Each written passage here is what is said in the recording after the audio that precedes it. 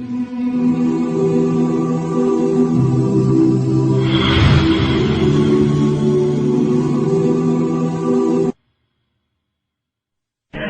حیاؤں کو جب اللہ پکڑتا ہے اگلی پچھلی برابر کر دیتا ہے۔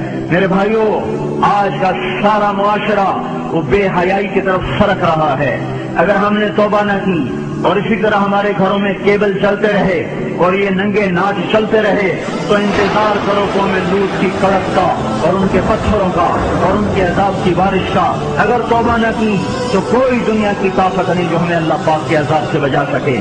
اگر یہ موسیقی کی تانیں اسی طرح بکھرتی رہیں اور عورتیں اسی طرح اریاں ہو کے بازاروں کی زینت بنتی رہیں اور یہ نوجوان اسی طرح ناچتے پھرکتے رہے اور گانے پہ سر جھومتے رہے اور سود کی عمارتیں بلند و بالا بنتی گئیں اور حرام کی کمائیاں چلتی گئیں اور مظلوم کی ہائے ہائے بڑھتی گئی اور ظالم کا نشہ بڑھتا گیا، تو وہ دن دور نہیں ہے کہ جب ان پر بھی قوم عاد کے کوڑے برس نہ جائیں اور قوم لوط کی بجلیاں کڑک نہ جائیں اور ان کے پتھر برس نہ جائیں۔ کہ ہمارا معاملہ جلدی میں آتا ہے، ہم پہلے پکڑے جاتے ہیں، ہم پہلے پکڑے جاتے ہیں۔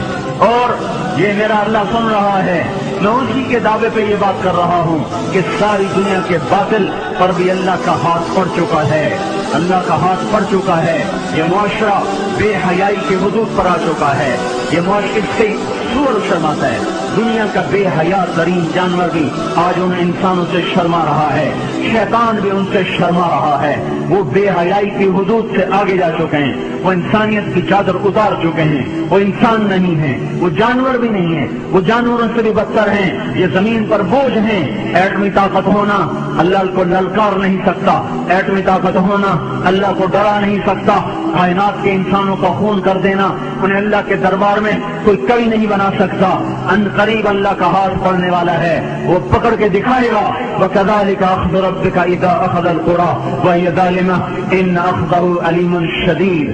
اللہ تعالیٰ بے حیاؤں کو مہلت نہیں دیتا، اللہ تعالیٰ بے غیرتوں کو مہلت نہیں دیتا۔ اللہ تعالیٰ ان کی رسی کھینچے گا، ان کی زمینیں ٹوٹیں گی، ان کی عمارتیں فلک بوس وہ سجدے میں گریں گی اور یہ نظام اللہ ملیا میٹ کرے گا۔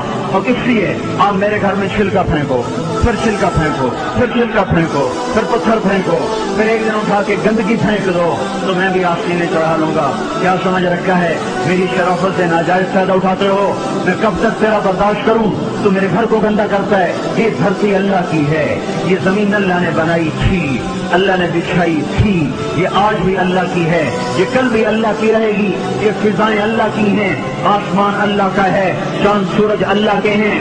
یہاں اللہ تعالیٰ بدماشی کو کچھ تو مہلت دیتا ہے۔ آپ نے زمین کو زنا سے گندا کیا، وہ دیکھتا رہا، سود سے گندا کیا، وہ دیکھتا رہا، مظلوموں کو خون بہائے، وہ دیکھتا رہا، گھروں کو آگے لگائی، وہ دیکھتا رہا، ناچنا شروع کر دیا، وہ دیکھتا رہا، گھر گھر میں گانے بجانے اور گانے بجانے کے آلات عام ہو گئے، وہ دیکھتا رہا، رنڈیاں گانے والیاں معزز ہو گئیں، وہ دیکھتا رہا، فاسق فاجر زانی شرابی وہ آپ کے ہیرو بن گئے، وہ دیکھتا رہا، ظالم حکمران بن گئے، وہ دیکھتا رہا۔